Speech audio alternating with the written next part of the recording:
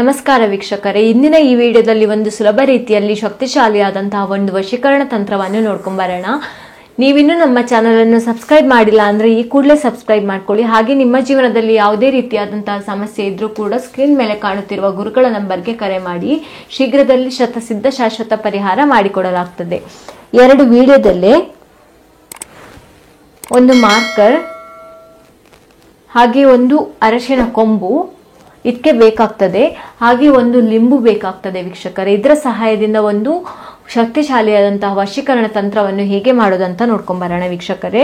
ಮೊದಲಿಗೆ ಇದರಲ್ಲಿ ಒಂದು ಎಲೆಯಲ್ಲಿ ಸ್ತ್ರೀಯ ಹೆಸರು,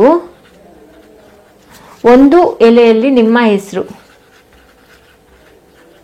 ಬರ್ದ್ಬಿಟ್ಟು ಈ ರೀತಿಯಾಗಿ ನೀವು ಕರೆಕ್ಟಾಗಿ ನೋಡ್ಕೊಳ್ಳಿ ವೀಕ್ಷಕರೇ.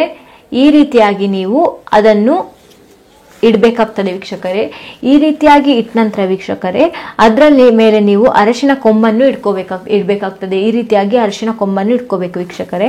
ಆ ರೀತಿಯಾಗಿ ಮಾಡಿದ ನಂತರ ನೀವು ವೃತ್ತಾಕಾರವನ್ನು ಹಾಕೋಬೇಕು. ಅದರ ಸುತ್ತ ನಾವು ಯಾವ ರೀತಿಯಾಗಿ ಚಿತ್ರ ಬರಿತಿದ್ದೇನೆ ವೀಕ್ಷಕರೇ ಅದೇ ರೀತಿಯಾಗಿ ನೀವು ಚಿತ್ರ ಬರಿಬೇಕಾಗ್ತದೆ ವೀಕ್ಷಕರೇ. ಈ ರೀತಿಯಾಗಿ ಬರ್ಕೊಂಡ ನಂತರ ವೀಕ್ಷಕರೇ ನೀವು ಈ ಲಿಂಬನ್ನು ಮೊಳೆಯ ಸಹಾಯದಿಂದಲೇ ನೀವು ಈ ಲಿಂಬನ್ನು ತುಂಡು ಮಾಡ್ಕೋಬೇಕಾಗ್ತದೆ ವೀಕ್ಷಕರೇ. ಈ ರೀತಿಯಾಗಿ ಮಾಡ್ಕೊಂಡ್ರೆ ಇದು ಶಕ್ತಿಶಾಲಿಯಾಗಿರ್ತದೆ ವೀಕ್ಷಕರೇ, ಪರಿಣಾಮಕಾರಿಯಾಗಿರ್ತದೆ. ನೀವು ಯಾವುದೇ ಚಾಕುವಿನ ಸಹಾಯದಿಂದ ಎಲ್ಲ ಇದನ್ನು ಮಾಡ್ಲಿಕ್ಕೆ ಹೋಗ್ಬೇಡಿ ವೀಕ್ಷಕರೇ, ಯಾಕಂದ್ರೆ ಇದರಲ್ಲಿ ಫಲ ಸಿಗಲ್ಲ ವೀಕ್ಷಕರೇ. ಹಾಗಾಗಿ ನೀವು ಇದನ್ನು ಈ ರೀತಿಯಾಗಿ 2 ಭಾಗವನ್ನು ಮಾಡ್ಕೋಬೇಕಾಗ್ತದೆ ವೀಕ್ಷಕರೇ. ಈ ರೀತಿಯಾಗಿ 2 ಭಾಗವನ್ನು ಮಾಡ್ಕೊಂಡ ನಂತರ ಓಂ ವಶೀಕರಣಾಯ ನಮಃ, ಓಂ ವಶೀಕರಣಾಯ ನಮಃ ಅಂತ ಅರಶಿನ ಮತ್ತೆ ಕುಂಕುಮವನ್ನು ಹಾಕಬೇಕಾಗ್ತದೆ ವೀಕ್ಷಕರೇ. ಈ ರೀತಿಯಾಗಿ ಹಾಕಿದ ನಂತರ ನೀವು ಮಂತ್ರವನ್ನು ಹೇಳಬೇಕಾಗ್ತದೆ ವೀಕ್ಷಕರೇ. ಒಂದು 21 ಬಾರಿ ನೀವು ಒಂದು ಮಂತ್ರವನ್ನು ಹೇಳಬೇಕಾಗ್ತದೆ.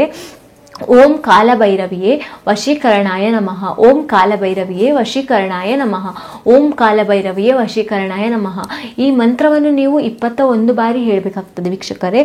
ಈ ಮಂತ್ರವನ್ನು ನೀವು 21 ಬಾರಿ ಹೇಳಿದ ನಂತರ ವೀಕ್ಷಕರೇ ಆ ಹುಡುಗಿಯ ಹೆಸರನ್ನು ನೀವು 108 ಬಾರಿ, ಯಾವ ಸ್ತ್ರೀಯನ್ನು ನೀವು ವಶವನ್ನಾಗಿ ಮಾಡ್ಕೋಬೇಕು ಅಂತ ಇರ್ತೀರಲ್ಲ ವೀಕ್ಷಕರೇ ಆ ಹೆಸರನ್ನು ನೀವು 108 ಬಾರಿ ಹೇಳಬೇಕಾಗ್ತದೆ. ಒಂದು ವೇಳೆ ಪುರುಷನನ್ನು ನೀವು ವಶ ಮಾಡಬೇಕು ಅಂತ ಅಂದ್ಕೊಂಡಿದ್ರೆ ನೀವು ಪುರುಷನ ಹೆಸರು 108 ಬಾರಿ ಹೇಳಬೇಕಾಗ್ತದೆ ವೀಕ್ಷಕರೇ.